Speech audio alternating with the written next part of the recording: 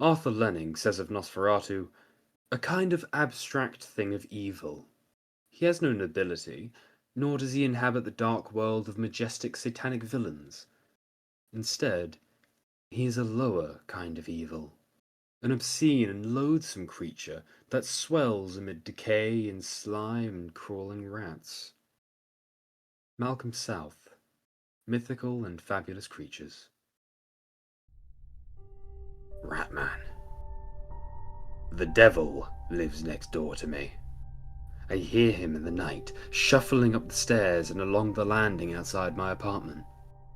He usually leaves when night falls, and returns just before the sunrise.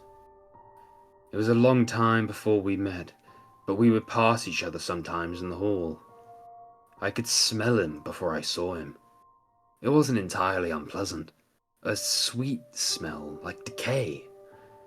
It was an old and damp smell, too, like a book left out in the rain.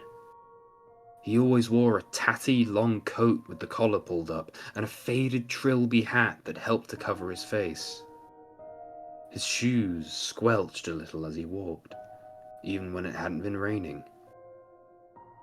We passed each other like that for months. I said hello a few times as we passed, but he just buried his head in his collar and shuffled past. I thought it was me at first, but Mrs. Cohen next door said she got the same response.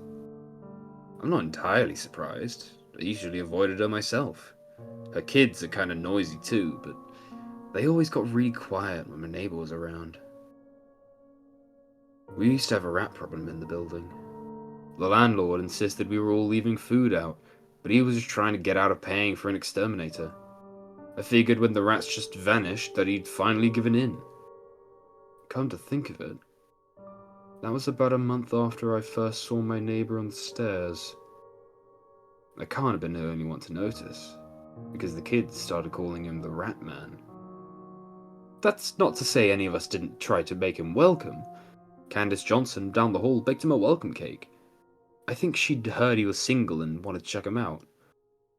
After artfully scattering a little flour on her apron so she looked like Martha Stewart, she knocked on his door with the biggest smile she could muster. He never answered. She left the cake outside the door nevertheless, just in case he hadn't heard. It stayed there for days, until one of the kids said they saw a whole bunch of rats nibbling on it. I'm the only one of us that has really met him.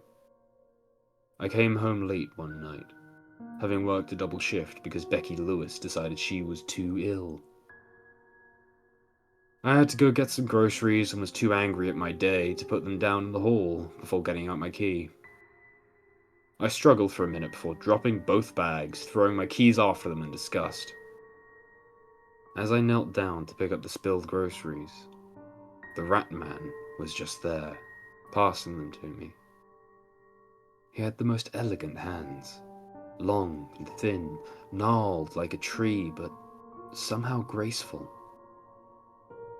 Silently, he helped me gather everything together into the bags. When I thanked him, he turned to me and muttered that it was no problem. Something seemed to slip, then, and under a sort of haze, I saw him. His ears were pointed, and his teeth sharp. His eyes looked through me as if he knew my secrets, and when I shuddered, it seemed to make him smile. That's how I know the devil lives next door to me.